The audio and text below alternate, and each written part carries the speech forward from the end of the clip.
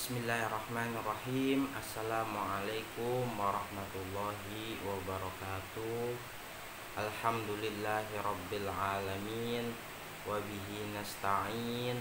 Wa ala umurid dunya waddin. Wassalatu wassalam ala sayyidina Muhammadin wa ala alihi wa sahbihi ajma'in. Amma ba'd.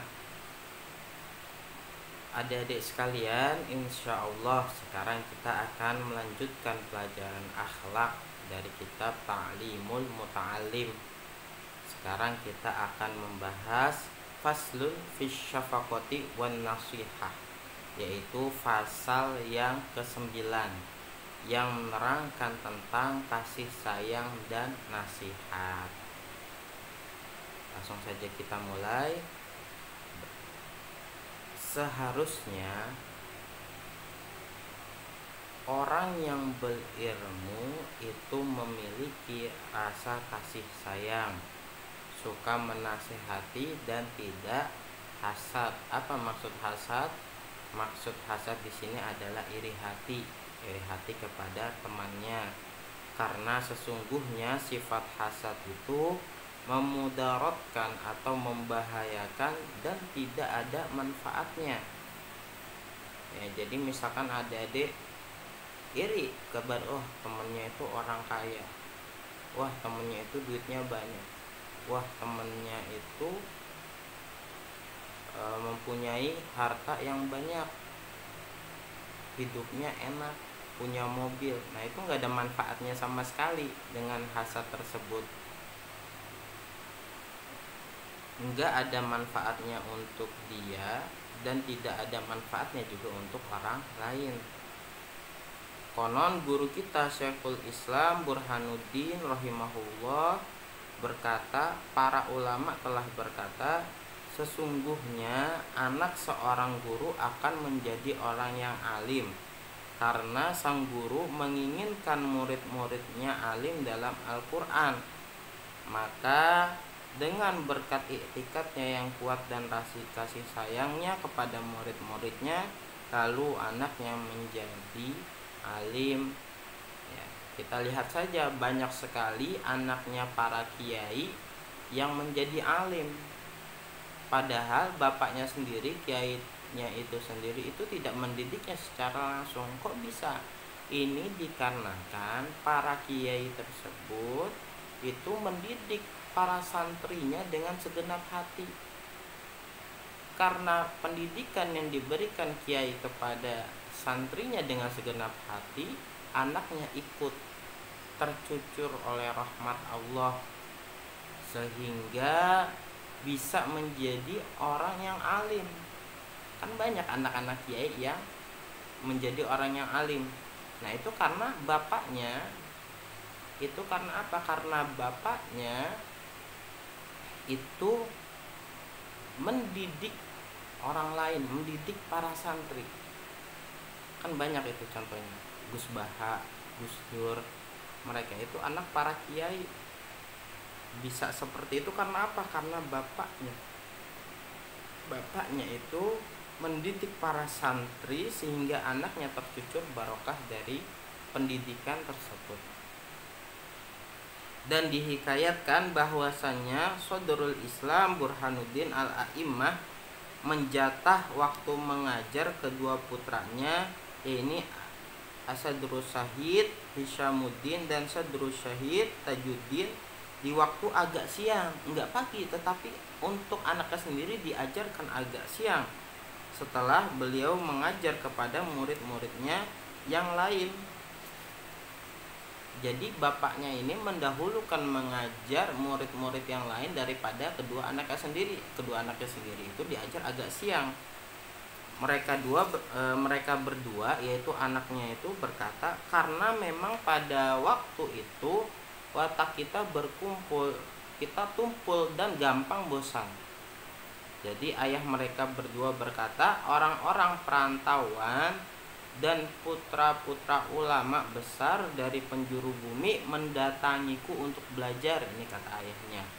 Maka saya harus mendahulukan memberi pengajian kepada mereka kan. Jadi mendahulukan pengajaran kepada orang-orang yang merantau dan anak-anaknya kiai yang lain yang belajar kepada bapaknya ini, sehingga berkat kasih sayang beliau yaitu bapaknya, kedua putranya menjadi ulama fikih terkemuka melebihi ulama lain yang hidup pada masa waktu itu. Dengan apa? Dengan berkah bapaknya itu mengajar orang lain. Mungkin kalau sebagian orang tua adik-adik itu ada yang menjadi guru dengan niat untuk mendidik orang lain, insya Allah adik-adik akan mendapatkan berkah dari orang tua adik-adik tersebut. Paham ya? Kemudian bagaimana cara menghadapi suatu kedengkian? Nah ini penting bagi para santri yang hidup bersama di dalam pondok atau di masyarakat.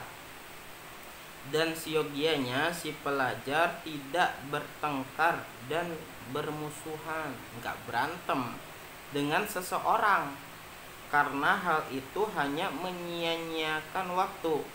Dikatakan orang yang berbuat baik akan dibalas dengan kebaikannya, dan orang yang jahat akan dibalas sesuai dengan kejahatannya. Jadi kalau di pondok jangan berantem aja.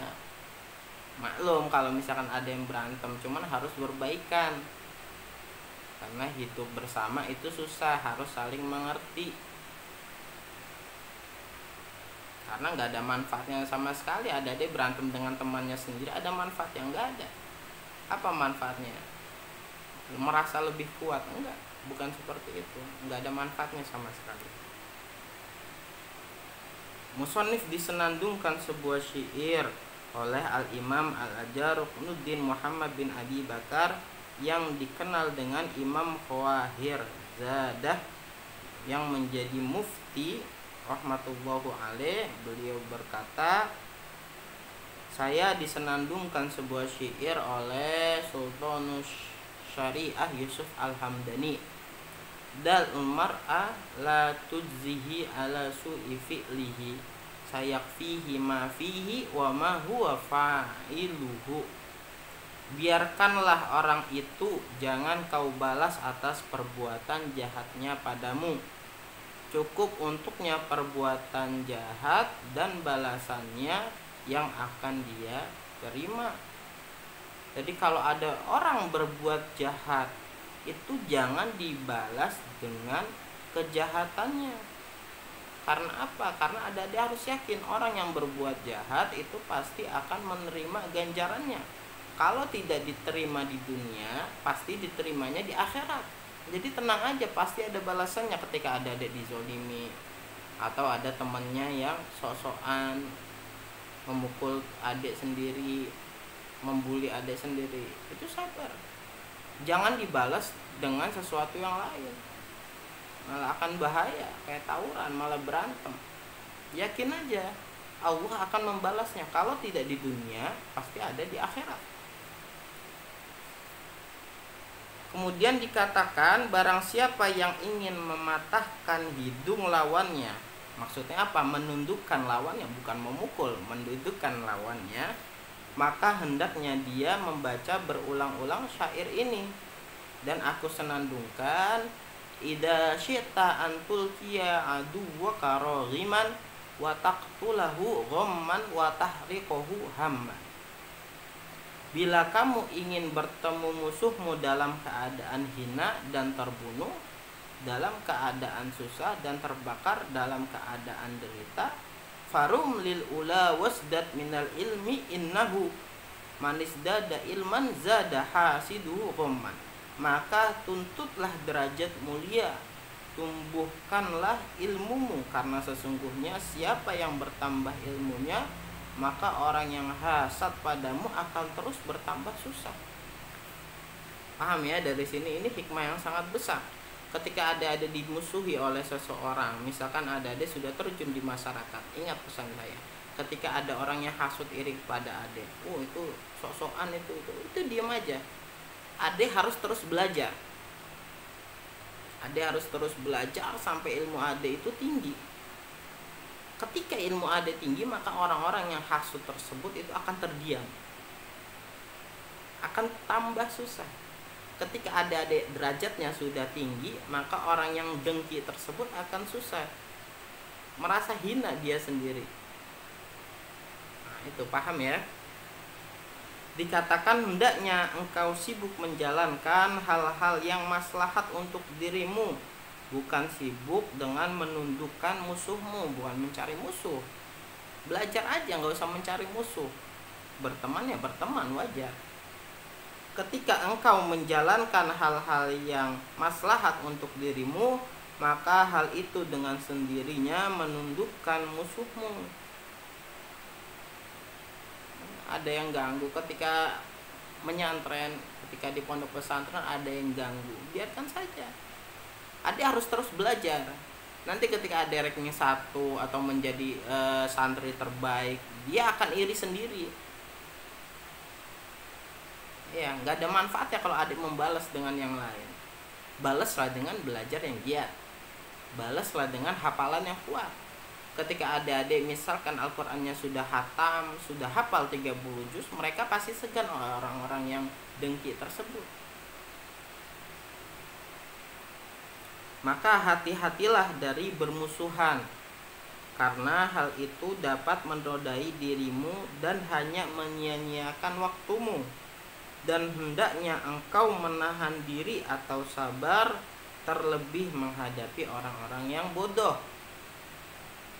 Berkata Isa bin Maryam alaihissalam,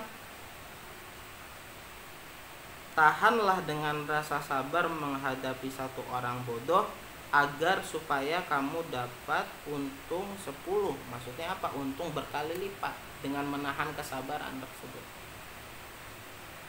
Kemudian ada suatu syair, balautun nasa qarnan ba'da qarnin falam ara ghaira qattalin wa qalin. Umat manusia telah aku uji waktu demi waktu, aku tidak melihatnya kecuali orang pengkhianat dan yang menjengkelkan. Walam arafil khutubi asyadda waq'an wa as'aba min mu'adatir rijal. Dan aku tidak melihat masalah berat yang lebih berat dan lebih sulit dari adanya permusuhan di antara sesama manusia. Wa dzuktu miraratal asya'i turra wa ma dzuktu amarra minas su'ali. Dan aku telah merasakan semua sesuatu yang pahit, tetapi aku belum merasakan sesuatu yang lebih pahit dari meminta-minta. Kemudian berhati-hatilah dalam berprasangka kepada orang yang beriman, karena sesungguhnya itu sumber munculnya permusuhan. Karena demikian itu tidak halal. Berdasarkan apa? Berdasarkan sabda Rasulullah Shallallahu Alaihi Wasallam, berprasangkalah baik kepada orang mukmin. Zonnu bil mu'minina khairan. Jadi ketika ada di pondok, ketika ada di masyarakat, ketika ada di rumah, ketika ada di keluarga, jangan berburuk sangka. Jangan berburuk sangka. Ini untuk adik-adik dan diri saya sendiri. Jangan berburuk sangka kepada orang yang beriman.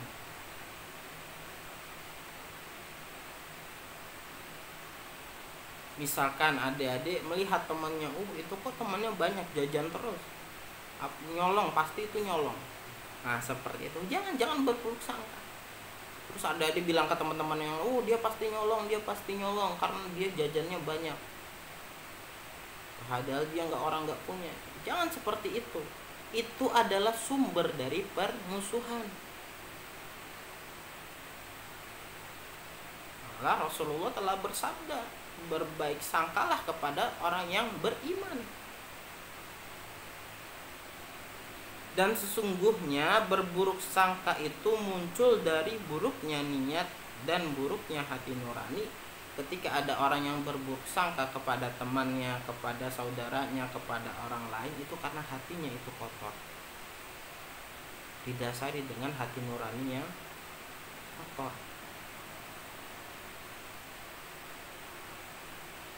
Dikatakan Abu Thayyib untuk mengeluarkan suatu syair, idza sa'a fi'lul mar'i sa'ad zununuhu wa suddiqa ma ya'taduhu min tawahumin. Bila perbuatan seseorang jelek, maka akan jelek pula prasangka-prasangkanya, dan akan dibenarkannya kebiasaan-kebiasaannya dari kecurigaannya.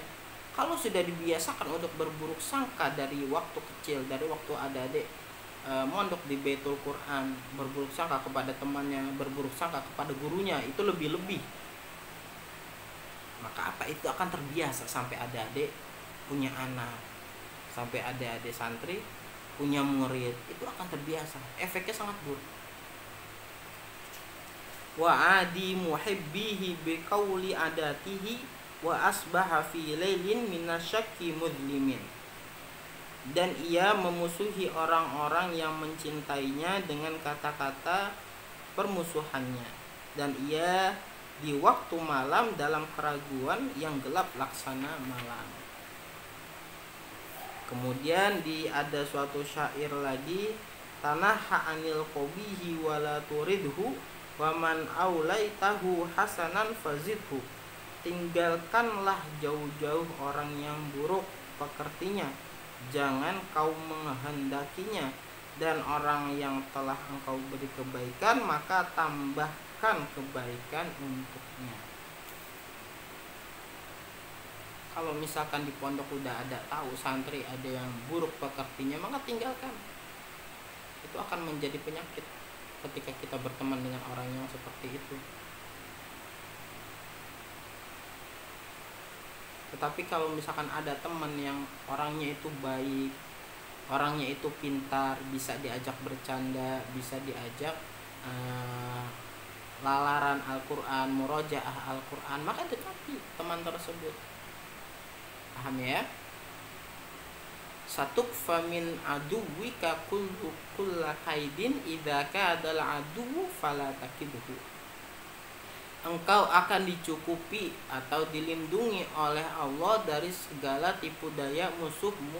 Jika musuhmu menipu dayamu, maka jangan kau membalas dengan menipu dayanya. Serahkanlah pada Allah, cukup Allah yang membalasnya.